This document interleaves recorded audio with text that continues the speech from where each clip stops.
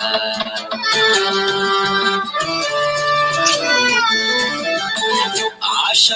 سوردي أكرست هاوشي كالراسكي عاشقاي سوردي أكرست هاوشي كالراسكي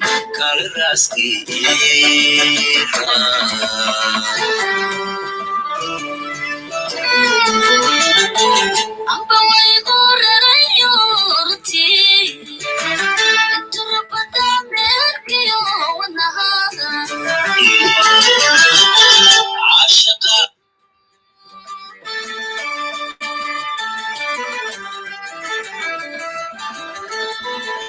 أبا ويقول ريورتي تربط منك يوم ونهار كأيك سابعي استو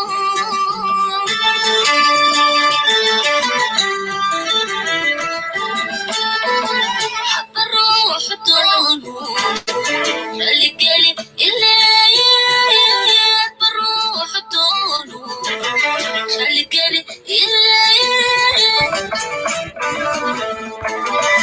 حب الروح تونو اللي قالي اللي حب الروح تونو اللي قالي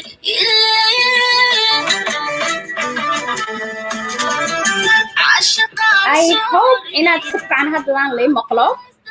Sorry about the hiccups and the sound issue. I was very excited and I la share gareyo, like and I la wadaago that nice song from that young man. I mean, he's just phenomenal. You know, can you imagine being that young and like having an amazing voice like that?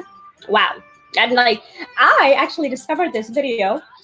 anigoo wax iska qorqoranayo video حتى maxaa la yiraahdaa maan daawanaynin YouTube just through it was just on a browser, so I wasn't watching it. I was just listening to YouTube, and all of a sudden this kid comes on.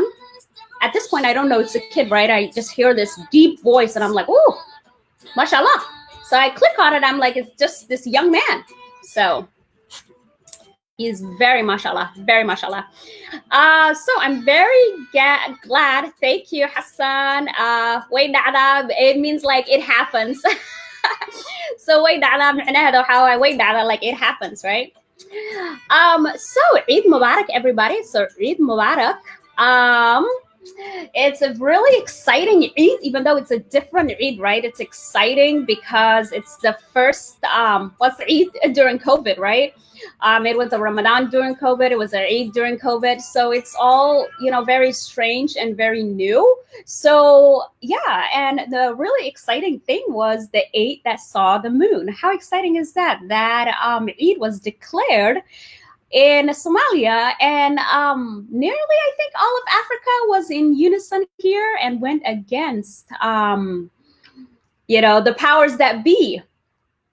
So Somalia and Kenya finally like agreed on something, and so Eid for many people was yesterday, but for many other people was today as well. So Eid Mubarak yesterday, Eid Mubarak today. The really interesting thing to me again was the fact that, you know, Somalia declared Eid on Saturday and went against the popular opinion. I was very excited to hear that. So what do you guys think about that? How we finally, you know, went against and basically took matters into our own hands. Like we just decided like one aragnay, we're just as intelligent as other people in the world, and Eid is declared when, you know, we see the moon, the new moon. And I always wonder about this too, how there's all this dispute. There's always like some, you know, just craziness. It's become traditional now for like the craziness, or is it Eid, is it not Eid? And it's just kind of become like traditional for us. And I'm thinking to myself, is there a better way to do things? NASA declared that it was a new moon. And it was really funny because people were commenting on Twitter, hey, NASA has entered the chat. It is a new moon now. right? So that was super interesting to me. And a lot of people were really excited. A lot of people were really excited that we were able to decide this on our own, which felt like so freeing at the same time, right? So very, very freeing at the same time. Oh, Hassan. Okay, thanks for joining the chat, Hassan. So maybe this presents a glimmer of hope that Somalis can break off from the codependency on Saudi patronage. I would like to add something here. Shots fired. Okay, shots fired. So, wow. So there's all of this, there is like this, what I like to think of as kind of paternalistic attitude of, a kingdom of Saudi Arabia being the custodians, right? The custodians of Islam and all things Islam, to the point where we look at them for guidance and we don't use our own intelligence and we don't use our own critical thinking, And for me, I'm just kind of glad that we just decided for ourselves. I'm like, go Somalis, go Somalia. I was so happy, So I really like Hassan's comment here saying maybe this presents a glimpse of hope that Somalis can break off from the codependency on Saudi patronage, for us to be able to think for ourselves, for us to be able to decide things for ourselves. I'm just really excited about that. There are some people who, when they're like, there's this really funny quote I saw on Twitter and I forgot it until now, right? I would have shared it with you guys. And they were like, should I go with Somalia or Saudi? Is it Abid? Yes, today is the day. Meaning basically that they were going to follow, Saudi instead of Somalia. Mahat, thanks for joining the chat too. Who says Arabs belong to the religion? We have to say so also. So who says that the religion belongs to Arabs only, right? That is a really poignant remark. And, for some people, they do like put Arabs like kind of like on this pedestal. And to the point, one time I had just having this argument about like how African maids are treated really badly in the Middle East and North Africa by, their Arab employers who act more like masters and treat the the people who are working in their home like housekeepers, like more like slaves than actual employees. And I was saying, there's a lot of racism going on over there, and it seems like a lot hasn't changed. Like some even slavery in like some of these Arab countries wasn't outlawed until it was like 1960, and that was like more or less pressure from the West to do that, right? So I was having this argument, and this lady says to me like, "Arabta lama ayn karo. Nabiga ka imaaday, so Arabta lama ayn karo." And I'm like, well, I'm actually just given like some constructive criticism. Like this is an actual thing. Like this is true. Like they didn't outlaw slavery until they got pressure from the West. There's still some undercover slavery happening. So, there's this weird codependency, as Hassan mentioned, but also this weird like love affair, that Somalis have with, Arabs. And it's sometimes, it's oftentimes, just kind of detrimental and kind of like father-son or mother-daughter kind of relationship where we look up to them and put them on a pedestal when they're just like regular people like us. Okay. I got the other. Oh, Zainab, welcome back, sister. Welcome back. I'm really glad that you're here. Thank you very much for coming back. I'm sorry for all of like the madness, like with trying to get this in order today.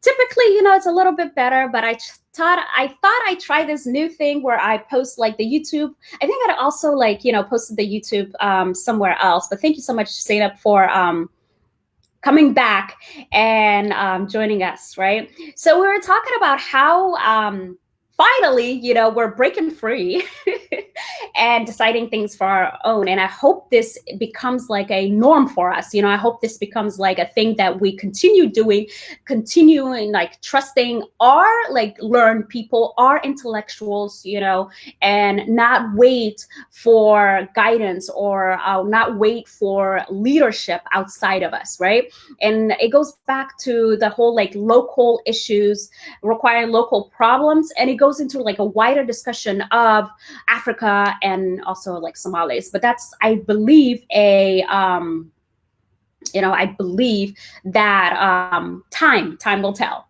Okay, so Sayyid Abbas says, since Mohammed bin Salman came to power, Somali Wahhabism leaders and Mohammed bin Salman have a weak relationship. Timir timaadana dalka xilligaas. Timir timaadana dalka xilligaas. Okay, so can we ask what timir timaadana dalka xilligaas means? Because I need some translation there. Okay, so walaalkan fiican wuxuu yidhi, why don't you talk Somali language? Waxaas waan ka hadalnay, in badan baan ka hadalnay. Mar qaarkood af Soomaaliga waan ku tuuran doonaa, bad waxaan kusii wadan doonaa luuqada, aadan u fahmayo oo aadan ugu fiicana. Marka kolley waxaan dhahnay Soomaalida sanadkan may sugin, carabta warka may sugin, waxay dhaheen bisha annaga aragnay, bisha marka la arkana waa ciid, mana sugayno, dad maxaa la yiraahdaa indho iyo aqal qabnaan nahay, so ma sugayno, waa ciid bay declare gareeyeen oo sheegeen, marka ciid mubaarak. Marka anigana kolley Soomaalida raacsanaa, so my Eid was yesterday. Hey, Sayyida waxay tiri, we need to be self-determined. So proud of Somalia celebrating Eid at their own time. I'm very proud of us. It's a great thing. But let's not get too carried away. Speaking of Somalia, right? And Kenya finally agreeing on things, because Kenya and Somalia are actually not very much agreeing on things, right? There is that huge issue right now of the maritime dispute. And the International Court of Justice actually moved the court hearing to next March of 2021. And people were asking, like, why is that the case? Obviously, we're dealing with a COVID pandemic, right? So a lot of things are just kind of like taking a backseat to the COVID pandemic. So there's this maritime dispute. And I actually wanted to show you guys, because I took some time to like actually try to understand this. And if you look at the border here, right? So if you look at the Somalia border, I don't know if you guys can see my screen. Let me see if I can share the screen, and I think that might be better.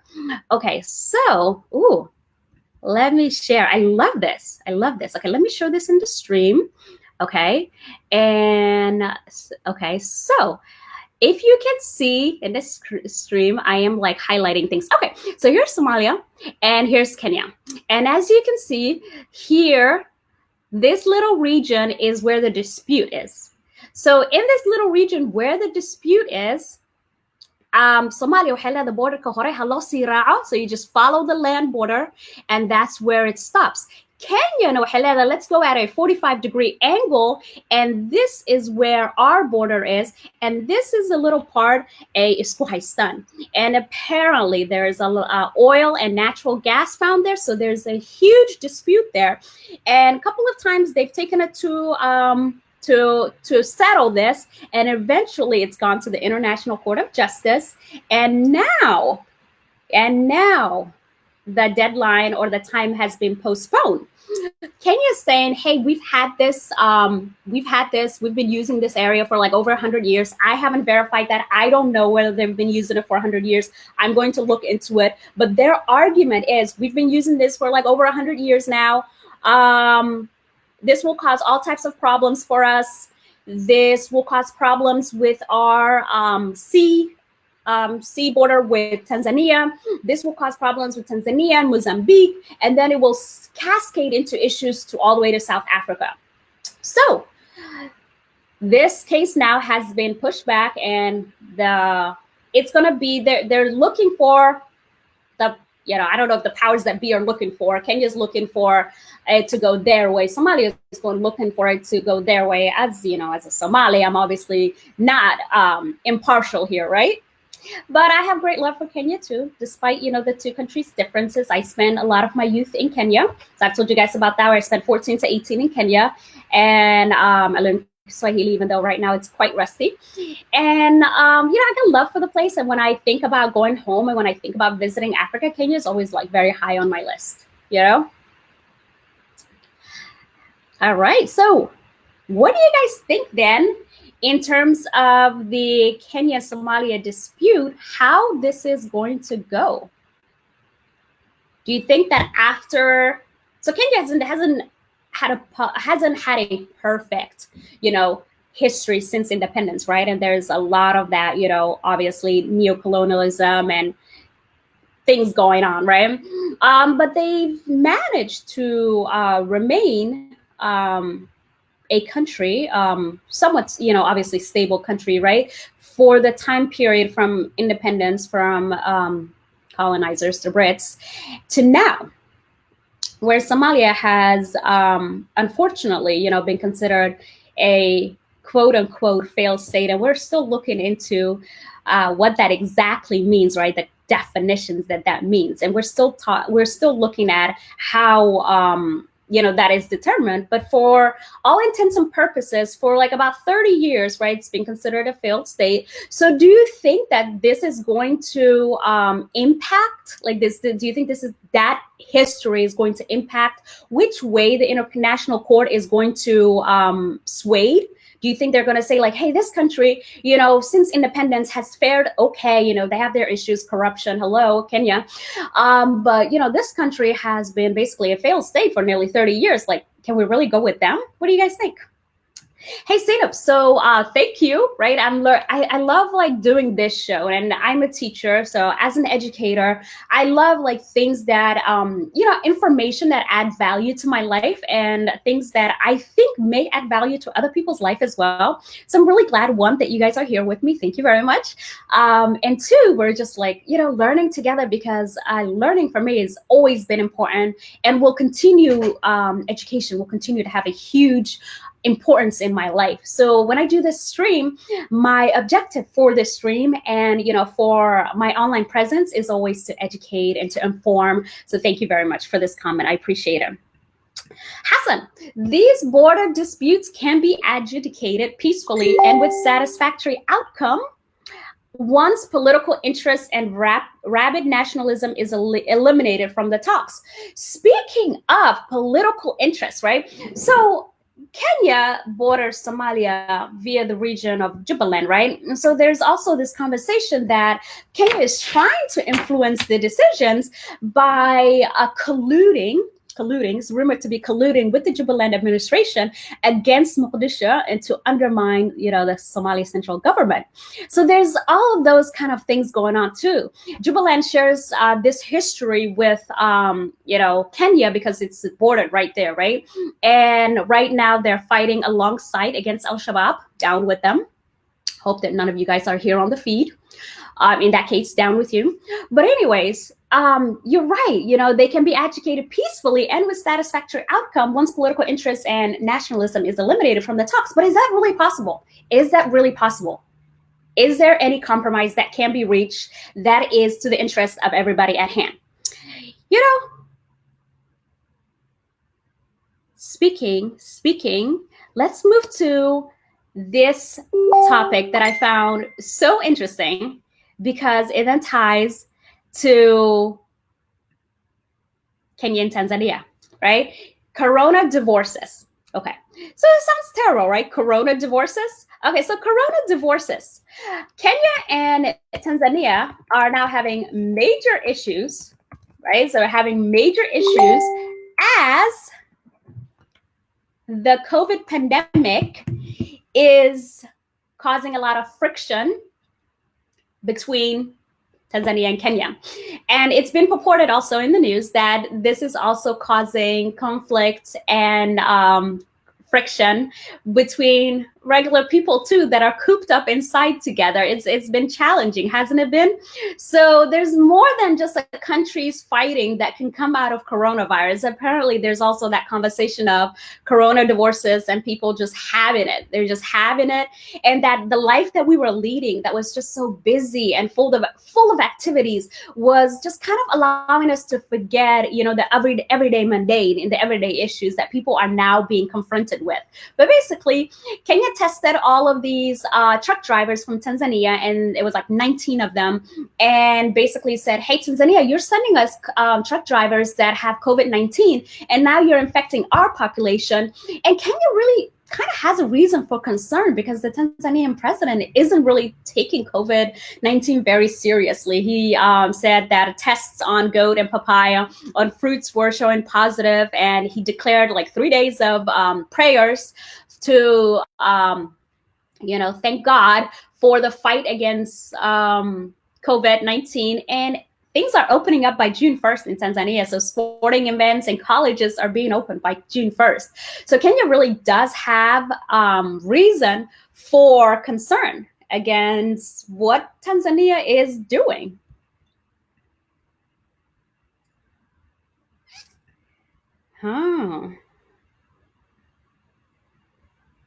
All right.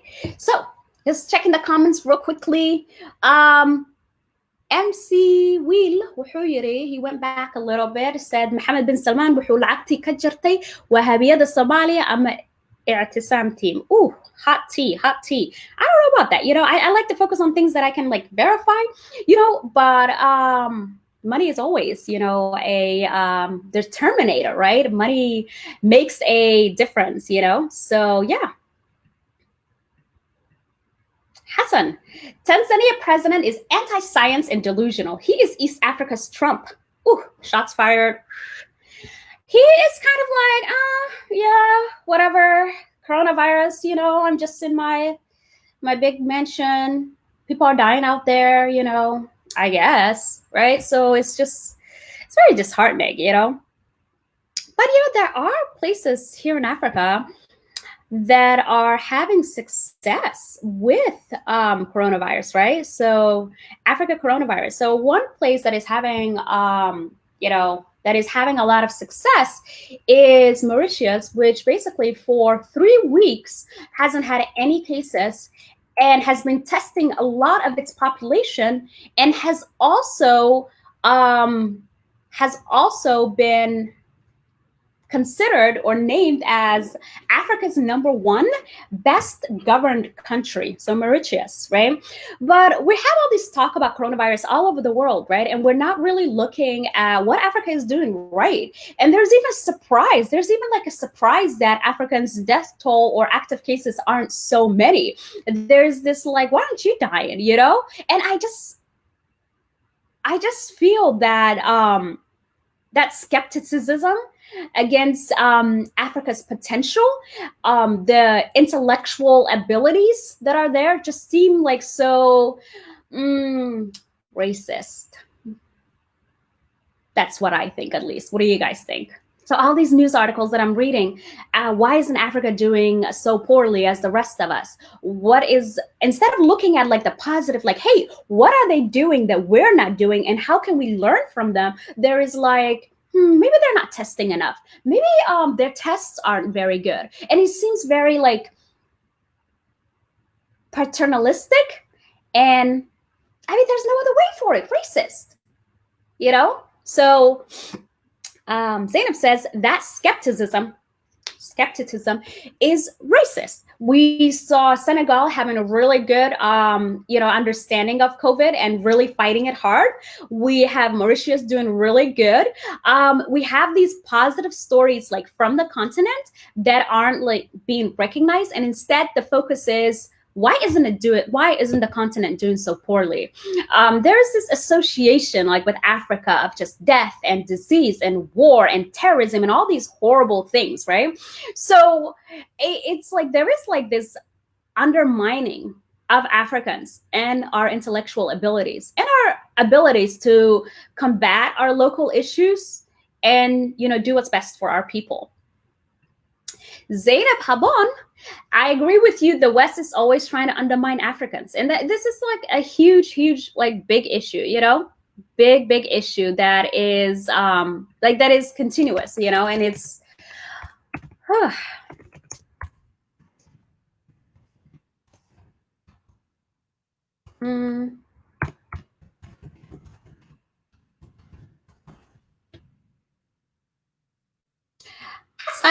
with the clap back here, this is amazing. So Western media parroting gloom against Africa. I mean, dude, are you like, you're a writer, right? This is amazing, right? Western media parroting gloom against Africa and wondering why we're not dying in our thousands. Senegal has a test kit for $1 that gives you a quick results, but you won't find it anywhere, and not in one of the richest country in the world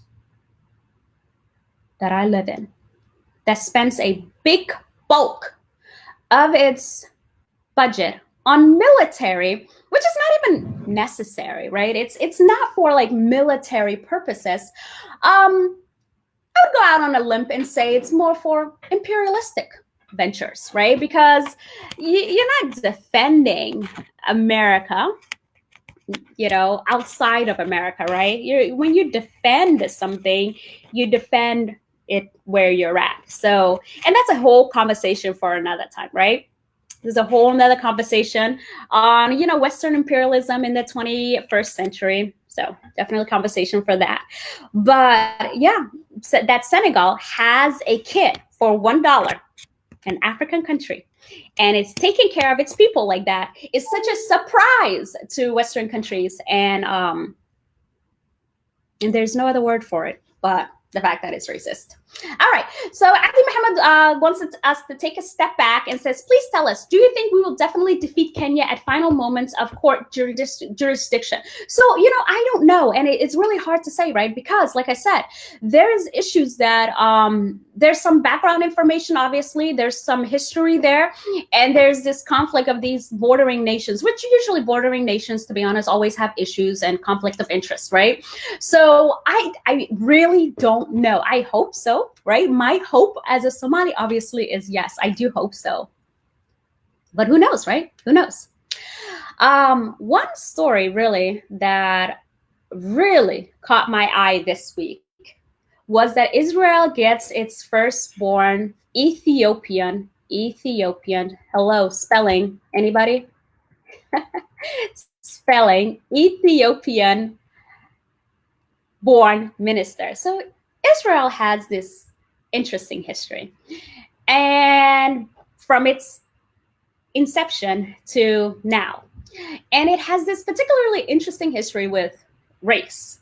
So on one end, it has run these COVID missions to rescue and evacuate Ethiopian Jews from Sudan in the 1980s. And there's a whole story behind that, guys. They basically set up a resort, and it's called Arus, Arous. Okay, let me write this down, guys. Arus, which is basically a play on a ruse, because it was a cover for a COVID mission to rescue Ethiopian Jews that were stranded in Sudan at that time, which was, you know, by Israeli standards, a Jewish country, right? Considered Sudan a Muslim majority countries with ties to the Arab world, an enemy country or enemy state. So they set up this resort, and it was a tourist spot for Europeans, and it had all these like fancy things, and it's called Arus, which basically a ruse, and it was a cover. And yes, they took real tourists and all that, but apparently for 4 years, they were quietly evacuating Ethiopian Jews that were stranded in Sudan.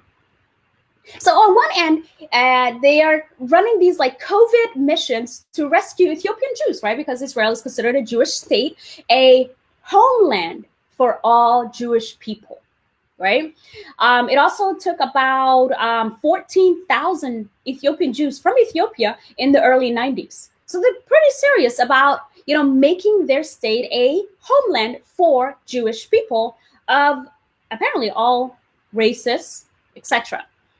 On the other hand, though, Israel has also been accused of forced sterilization of African, Ethiopian Jewish immigrants.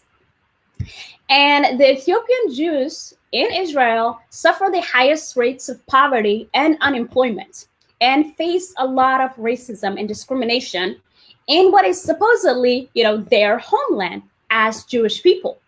So this story is really exciting, like in the backdrop of all of that, in the backdrop of rescuing Ethiopian Jews from, places and bringing them to Israel, their homeland, because they're Jews, to, on the other hand, forcibly sterilizing Ethiopian women and like not letting them know, the doctors just like doing it and not letting them know. And then on the other hand, Ethiopian Jews facing a lot of racism. So you have these like conflicting things happening. So if you, Israel is getting its first Ethiopian-born minister. And it's exciting times, and it's kind of a change, right? And changes, the wheels of change are incredibly slow, right? So it's a change in when you take everything into consideration. All right, Zainab Habban, Israel is a Zionist, racist by its very nature. I don't trust anything they do. I see. And as being a Zionist state, right? And given what is happening to Palestinians, Israel was formed in 1948. So if you look at it from its inception to now, and all of the areas that Jews from so it's 1948, so it's after World War II, resettled in those areas. And when you look at the plot of land, right, of occupied by Jewish settlers and then occupied by Palestinians who have lived there for thousands of years, the Palestinians area land gets smaller and smaller, and then the Jewish settlers get bigger and bigger. So I've always found personally it problematic the way that people were basically taken, like their lands were taken from them. I've always found that very problematic, and I find problematic what is going on over there as well. Hassan says the 136,000 or so Ethiopian Israelis, the country's poorest Jewish demographic, are particularly hard hit by COVID-19. So in putting it in perspective of what's going on in the world right now, are particularly hard hit by COVID-19. And in 2018, according to Israel's Central Bureau of Statistics, they earned half on average of what other Jews did. Earned half. I mean, that's just like, what is that? That's just very unacceptable, if you ask me, right? So, very, very, very unacceptable. All right, let's see. Also, something interesting that I really saw here is that Rwanda is to release 50 women for having abortions. So Rwanda is releasing 50 women jailed for having abortions because the president, Paul Kagame, gave a presidential pardon to them, which is, he's an interesting guy because often referred to as a revolutionary on one end, but also following the tradition of a lot of African presidents by being a forever president, because he has been in office since 2000. So it's 2020 now. That's 20 years, okay, in president. So in that regard, he's problematic. In other regards, he has been referred to as a revolutionary.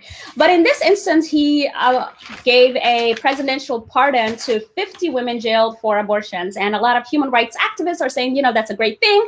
I'm glad that you did that. However, it should never be illegal to have an abortion, and women should not have to go through hoops, because right now the Rwanda Penal Codes allows for abortion if a woman has been raped, or in case of incest, or in case of minors, or in case of a high-risk pregnancy.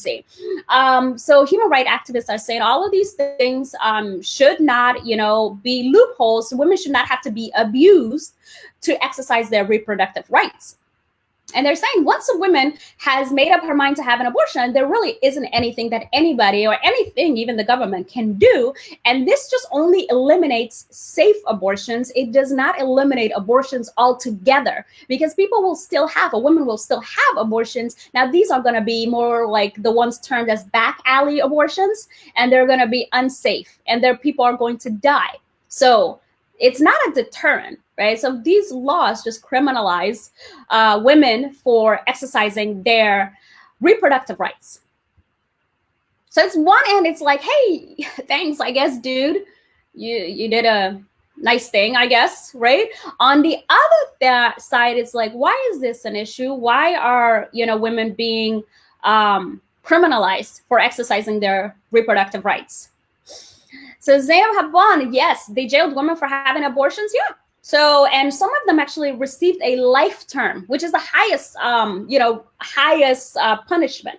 So some women, 2 of the women received life terms, and they've now been pardoned. So Zainab also says that's a human right violation. That's my body. How is that harming any other person? The argument there obviously is that the other person is the fetus, and there's arguments galore, right? In terms of, when somebody is considered, or when something a zygote or an embryo is considered a person or a human. So these arguments even happen here in the United States. So it's a long way to go. And I imagine, Rwanda is picking up the pace in terms of development, but we shall see. I'm definitely like watching that story, or following this with with interest. Okay. So Abdi is still on the maritime dispute. He says, okay, do you prefer or consider yourself to participate course sessions March 2021 as a sign of civic duty to show Kenya how strong we are?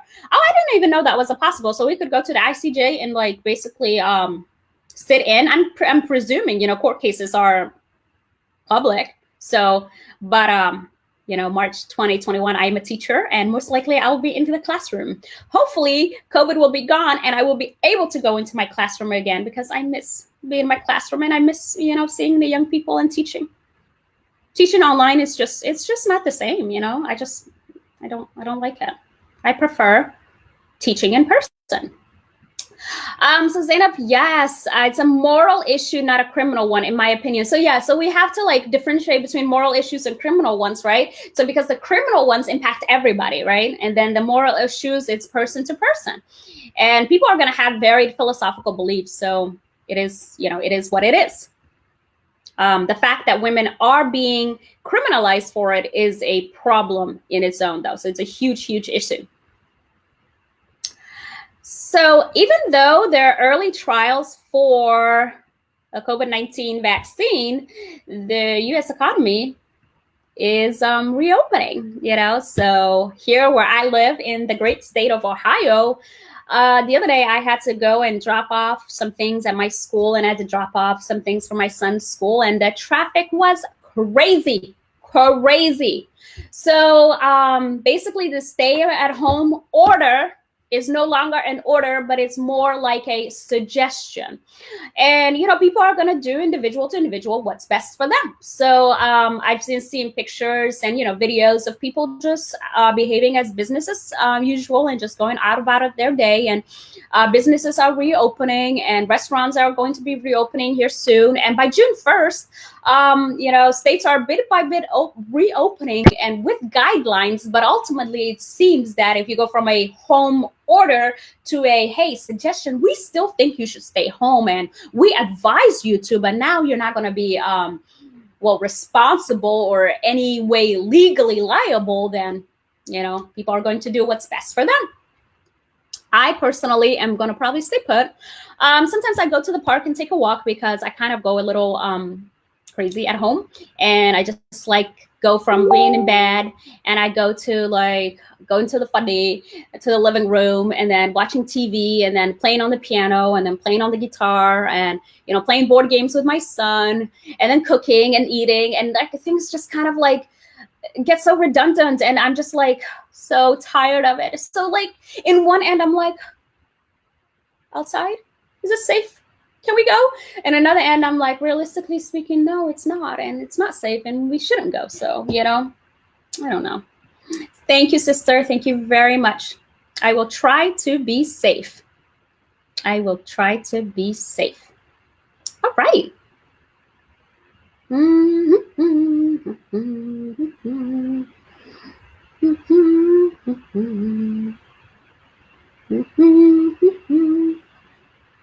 Let us see. All right. I feel like we need like a music break. You know, we need like a music break. You know, I have like two more things, and I just feel like we just need a quick music break.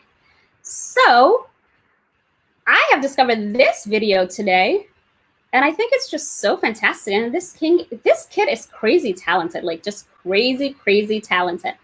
So let me check just a quick music break. Push to staging, show and stream, and let's see.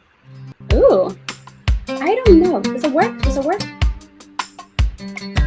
So if I like, and then again, I'm afraid that if I turn it on, that I might not be able to be heard. So let me.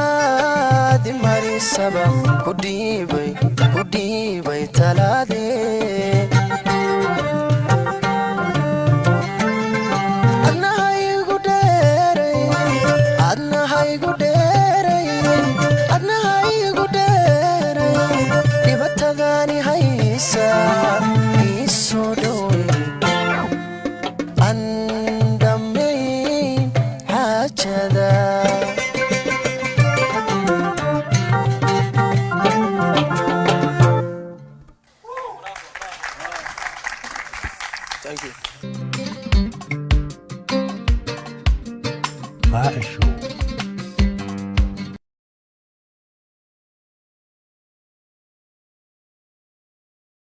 Hello, and I'm back again.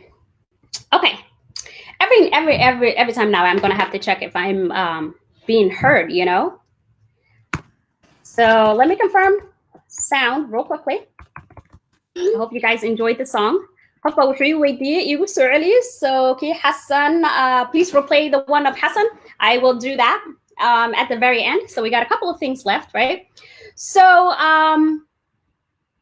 we'll leave the best for last, okay? So these two are kind of interesting, right? Sudan says we are not paying yet for bombings. So there's this huge issue, right? So there's a U.S. court hearing against Sudan where they're being asked to pay for 1998 bombing in a U.S. embassy. So there's a U.S. embassy that was bombed in Kenya and Dar es Salaam. And Sudan is being held responsible for it. So Sudan is being held responsible for it. And the Sudanese Ministry of Justice said the ruling by the U.S. Supreme Court on Monday did not confirm demand for more compensations to the plaintiffs. There's also the idea of foreign countries being sued in U.S. courts for punitive damages. So it's not very, it doesn't seem very like impartial, like being sued in a U.S. court as a foreign country. So, but now there's a law that exists, especially for countries such as Sudan that have been listed as state sponsors of terror. So there's these punitive damages that Sudan is being required to pay, right? So Sudan is being required to pay punitive damages for the bombing in 1998 of a U.S. embassy. The U.S. embassy. I found that interesting, and I found that very interesting. I did not know either that foreign countries could be sued in U.S. courts, because my thinking also at that is also like as reasoning is where's the impartiality there? Like this is a whole foreign state, but apparently that is something that can happen. What has made me LOL? This was the LOL. This is definitely the LOL. I wish I had like these reaction things that I could throw at you guys, like a smiley face or laughing, right? But the LOL for me this week was the fact that Museveni, president of Uganda, I'm still laughing. He was sued for blocking somebody on Twitter. I'm still shook. Like I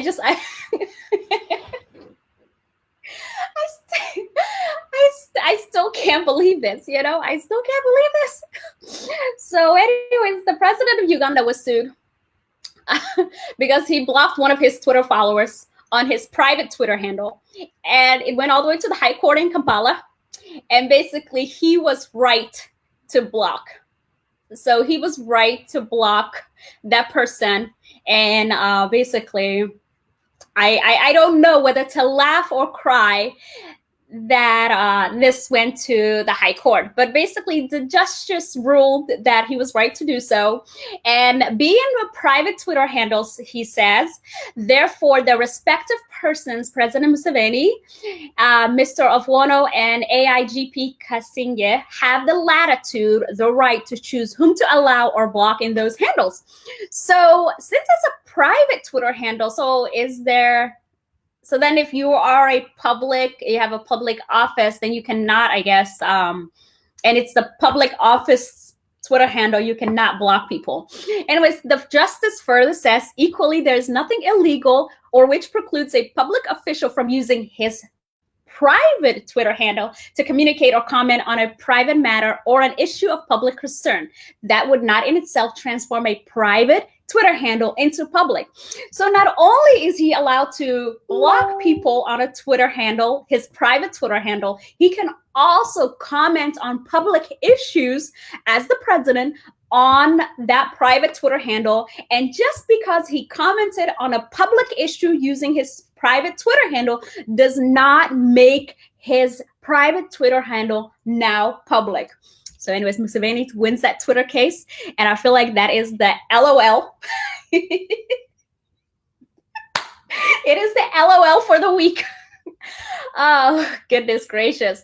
Hassan says it is a new president set in American court. So that's going back to the Sudan case. So the Sudan case, Sudan is being sued in an American court for things that happened in Africa. So in Kenya, the 1998 bombing of a U.S. embassy, and Sudan is purported to be state sponsors of terror, and that's why it is in hot seat. In 1993, Washington included Sudan as a sponsor of terrorism because the Brotherhood harbored Osama bin Laden. Woo woo.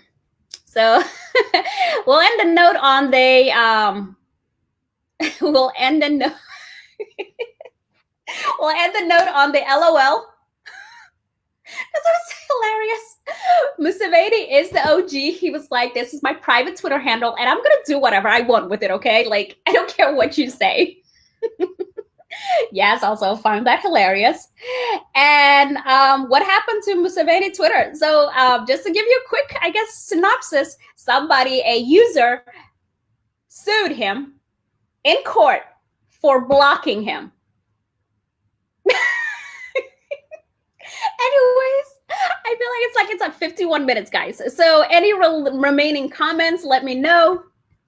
Let me know. We had a very eventful, very, action-packed week. So love that, I'm going to continue to focus on East Africa because, I love East Africa. That's home, right? And I love like doing this recap. So I started this weekly live as a way to inform, educate, but also as a way to inform, educate for myself as well, just not for other people. So as I'm reading about these things that are happening, like I'm doing a lot of background research, and it's just so educational for me. And I just love it so much. And it allows me to really connect with like home, because I'm away from home, right? So it allows me to connect with, East Africa, the Horn, where I'm from. And it just allows me to connect with other people who are either from those regions as well, and also other people who are not, but would love to learn more. So anyways, this is going to be a weekly live, and inshallah, I will see you guys, next time. We're going to end the note on our wonderful guy with the deep voice, a wonderful, wonderful lad with a deep voice. And I think I'm going to listen to him for the remainder of the day. His name is, I believe, Mr. Qalanle, Saeed Qalanle. And let's see, he actually also did Imriged at Dunyada, but we'll go back to the one we had earlier. So the one that we had earlier, what did he do? So what did he do? Let me find it first. Aha! Lulumaha biyaha gala. Hey, lulumaha biyaha gala. Uncle Lavan, no? So we'll go back there and we'll finish the show on a high note. And thank you very much for everybody that was here. I appreciate your presence. Thank you, Zainab. Very appreciative that you're here. Thank you very much, Zainab. Shout out to Hassan, wonderful commentary, co-producer, co-writer for Udgoon 7. So shout out to Hassan over there. Thank you very much. Thank you for Mahat for always showing up. I appreciate you. Thank you very much for all of you guys who joined this week. I appreciate your presence. And inshallah, I will see you guys next week. Maybe my live, Abdi. So Abdi, the live is every Sunday, inshallah, 2 p.m. every Sunday. I believe East African time is 9 p.m. So 2 p.m. Eastern Standard Time. But because Mesha Anikunola 2 p.m. Eastern Standard Time. And if you're in East Africa, it's 9 p.m. East African time. So that's the live. And I talk about things happening in the week, and mostly in East Africa, with a little bit of, North America, because it's where I live, and it impacts me directly, here, what's happening here as well. And just things that impact me, and things that I find interesting, and right along with co-writer Hassan Ibrahim. So we just basically see what's going on in the world, and especially in our, motherland. Anyways, here we go. Saeed Qalallah. He is going to, finish the show for us. Marka, ma'asalam, see you next time. Thank you for being here. I appreciate it very much. warnaha I love this actually commercial. Very nice commercial. liibana saciiladan lagid cawska joogo ladaaban biyo qadin leg bislaalay jeenigu waa laba lagdiya laqiinadaadii gabaryay waa sida lodoo kale anigoo lix soo qaday oo jacaylka la liita lagdinilaa haleeshi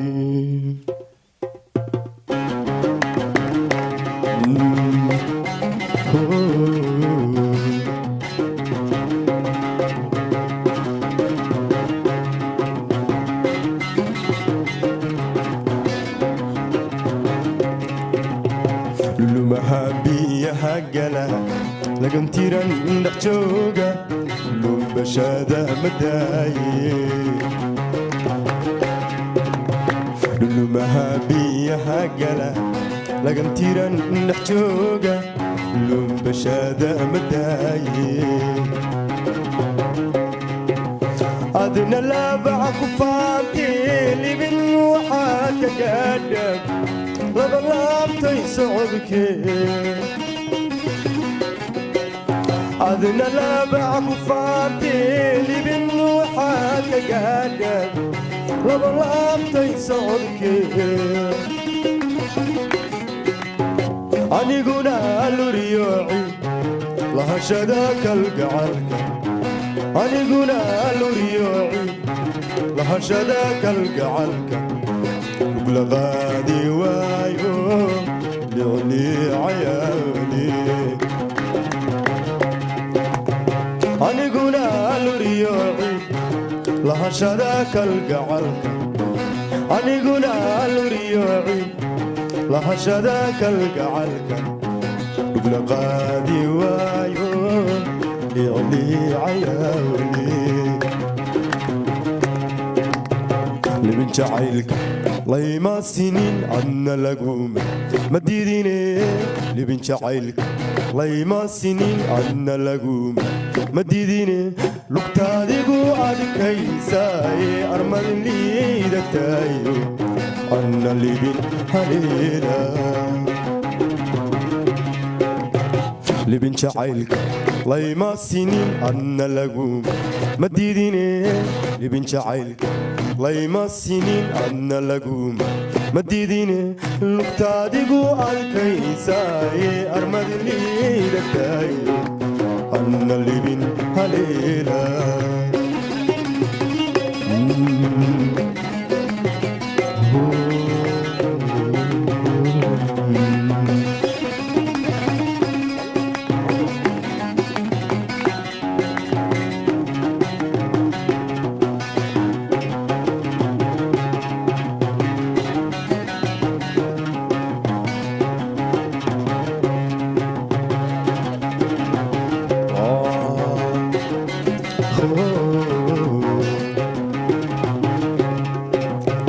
lismayo lafahay jooga looyahan cuskanaya layga mariin lugiyo jiir